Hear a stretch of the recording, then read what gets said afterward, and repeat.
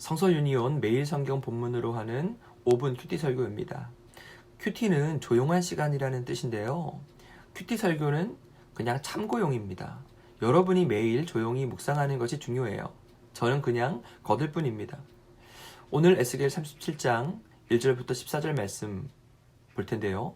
오늘 본문은 에스겔서의 시그니처 본문입니다. 에스겔을 대표하는 본문 말씀인데요. 이때는 예루살렘이 패망하고 바벨론으로 수많은 이들이 포로로 잡혀온 시기라고 했죠. 사람들은 하나님에 대한 신앙마저 흔들렸고요. 하나님을 의심하기 시작했습니다. 그런데 이 가운데서도 에스겔은요, 흔들림이 없었어요. 하나님에 대한 신뢰를 갖고 하나님께서 이루실 회복을 백성들에게 선포했습니다. 하나님께서는 에스겔에게 한 가지 환상을 보여주시면서 하나님이 이루실 회복을 기대하게 하셨습니다. 환상의 내용 정말 환상적입니다. 하나님께서 에스겔을 한 골짜기 가운데 데려가세요. 거기 가보니까 사방에 마른 뼈들이 가득한 거예요. 뼈는 곧 죽음을 상징합니다. 죽음이 휩쓸고 지나간 흔적이에요. 이 상황 상징하는 바는 절망입니다. 그런데 하나님께서 에스겔에게 질문을 던지세요. 이 뼈들이 능히 살 수 있겠느냐? 여러분이 이 질문 받았다면 어떻게 답하시겠습니까? 상식적으로 뼈들 살 수 없습니다. 그건 당연한 거지요. 그런데 한편으로 뼈들은 살 수 있습니다. 왜냐? 창조주이신 하나님이 새로운 창조의 능력으로 살리시면 살 수 있는 거예요. 예수님이 마가복음에서 이런 말씀을 하셨습니다.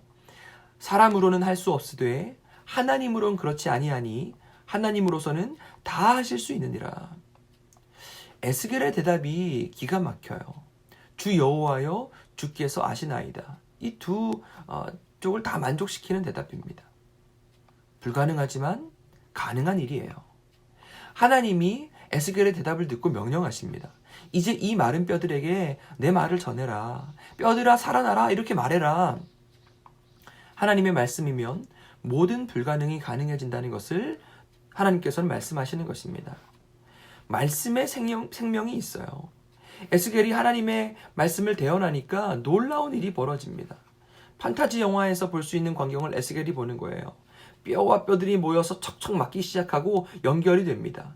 뼈 위에 힘줄이 생기고 살과 가죽이 덮입니다.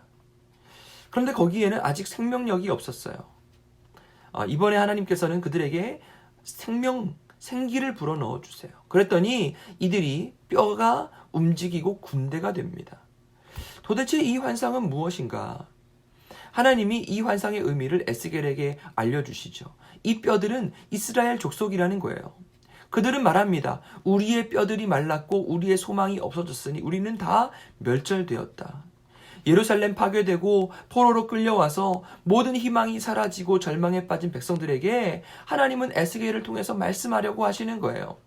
내가 너희들을 다시 이스라엘 땅으로 가게 할 거야. 그때 비로소 너희들이 내가 하나님인 줄 알게 될 거야. 이 일은 하나님의 영이 함께 하실 때 가능한 일입니다. 하나님의 말씀으로 성령으로 자기 백성 이스라엘 백성을 회복시키시고 다시금 일으키실 것을 하나님께서는 선언하고 계시는 것입니다. 사람은 절망에 빠지기 쉬운 존재입니다. 눈에 보이는 사건에 일희일비하기 쉬워요. 코로나19로 인해서 교회 모임이 어렵고 사회로부터 교회가 지탄을 받을 때, 그리고 매주 습관적으로 교회에 나오다가 교회에 굳이 안 가도 될 것 같아 이런 생각을 하게 될 무렵 2달의 시간이 흘러갔어요. 사람들은 교회의 의미, 신앙의 의미를 다시 찾기 시작했습니다.